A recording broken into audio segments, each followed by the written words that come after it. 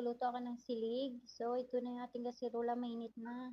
Add tayo ng mga 1 or 2 tablespoon na oil. Yan. Then, gisahin natin yung ating onion, garlic, peppercorn, laurel leaves. Dapat buo lang po siya. Yan. Gisahin natin yung manok. Dapat po laga lang yan. Try ko siyang gisahin kung okay siya. Pwede din yun na direct nyo lang add tayo ng salt. At syempre, add natin yung cumin powder at black pepper. Yan. Gisa natin ng maganda. Then pag okay na siya, mag-add tayo ng hot water.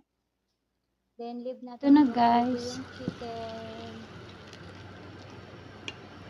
So yan yung chicken natin, okay na siya. Luto na siya, alisin na natin. So naalis na natin. Yan. Lalagay na natin yung ito po yung Egyptian rice na binabad natin. Nalagay na natin siya dito.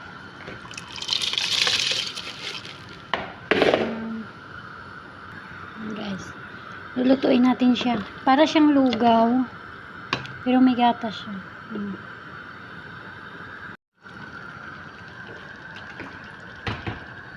So guys, luto na yung ating kanin. Lagay tayo ng 1 1/2 cup na milk, fresh milk. Pero ang ginawa ko po dyan is 2 cups na water at 6 tablespoon na milk powder. So yan na siya guys, diba?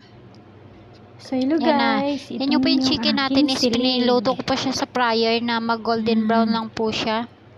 So yan na siya guys. Request diba? ng Lugaw lang din siya. Kung sa Pinas is lugaw. Tawag nila dito is silig, Arabic. Paluto